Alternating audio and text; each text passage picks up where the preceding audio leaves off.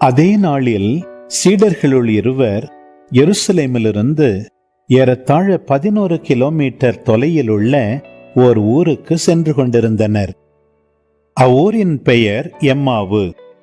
அவர்கள் இந்நிகழ்ச்சிகள் அனைத்தையும் குறித்து ஒருவரோடு ஒருவர் உரையாடிக் கொண்டே சென்றார்கள். இப்படி அவர்கள் உரையாடிக் கொண்டும் வினவிக் கொண்டும் சென்றபோது இயேசு நெருங்கி வந்து அவர்களோடு நடந்து சென்றார். ஆனால் அவர் யார் என்று அறிந்து உணர முடியாதவாறு அவர்கள் கண்கள் மறைக்கப்பட்டிருந்தன. அவர் அவர்களை நோக்கி, வழிநெடுகிலும் நீங்கள் ஒருவரோடு ஒருவர் பேசிக் கொண்டிருப்பது என்ன என்று கேட்டார். அவர்கள் முகவாட்டத்தோடு நின்றார்கள். அவர்களுள் கிளையோப்பா என்னும் பெயருடைய ஒருவர் அவரிடம் மறுமொழியாக, எருசலேமில் தங்கியிருப்பவர்களுள் உமக்கு மட்டும்தான் இந்நாள்களில் நிகழ்ந்தவை தெரியாதோ என்றார். அதற்கு அவர் அவர்களிடம், என்ன நிகழ்ந்தது என்று கேட்டார்.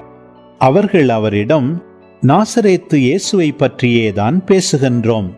அவர் கடவுளுக்கும் மக்கள் எல்லாருக்கும் முன்பாக சொல்லிலும் செயலிலும் வல்ல இறைவாக்கினராக திகழ்ந்தார். அவர் இஸ்ரவேலை மீட்கப் போகிறார் என்று நாங்கள் எதிர்பார்த்து இருந்தோம். ஆனால் தலைமை குருக்களும் ஆட்சியாளர்களும் அவருக்கு மரண தண்டனை விதித்து சிலுவையில் அறைந்தார்கள். இவையெல்லாம் நிகழ்ந்து இன்றோடு 3 நாள்கள் ஆகின்றன. ஆனால் இன்று எங்களைச் சேர்ந்த பெண்களுள் சிலர் எங்களை மலைப்புக்குள்ளாக்கினர். அவர்கள் விடியற்காலையில் கல்லறைக்கு சென்றார்கள். அவருடைய உடலை காணாது திரும்பி வந்து வானதூதர்களை கண்டதாகவும் இயேசு உயிரோடு இருக்கிறார் என்று அவர்கள் கூறியதாகவும் சொன்னார்கள். எங்களோடு இருந்தவர்களுள் சிலரும் கல்லறைக்கு சென்று அப்பெண்கள் சொன்னவாறே இருக்க கண்டனர். ஆனால் அவர்கள் இயேசுவை காணவில்லை என்றார்கள்.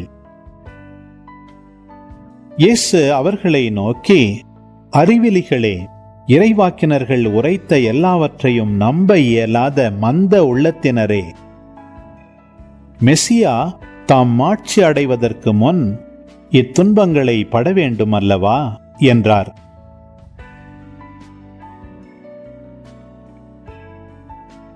மேலும் மோசே முதல் இறைவாக்கினர் வரை அனைவரின் நூல்களிலும் தம்மை குறித்து எழுதப்பட்ட யாவற்றையும் அவர் அவர்களுக்கு விளக்கினார்.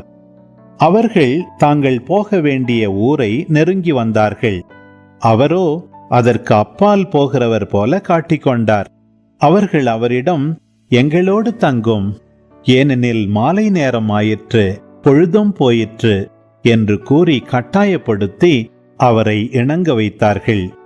அவர் அங்கு தங்குமாறு அவர்களோடு சென்றார். அவர்களோடு அவர் பந்தியில் அமர்ந்திருந்த போது அப்பத்தை எடுத்து கடவுளை போற்றி பிட்டு அவர்களுக்கு கொடுத்தார். அப்போது அவர்கள் கண்கள் திறந்தன. அவர்களும் அவரை அடையாளம் கண்டு கொண்டார்கள்.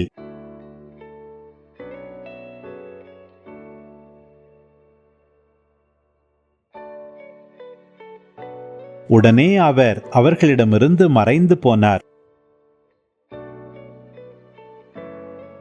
அப்போது அவர்கள் ஒருவரையொருவர் நோக்கி, வழியிலே அவர் நம்மோடு பேசி மறைநூலை விளக்கும்போது நம் உள்ளம் பற்றி எரியவில்லையா என்று பேசிக்கொண்டார்கள்.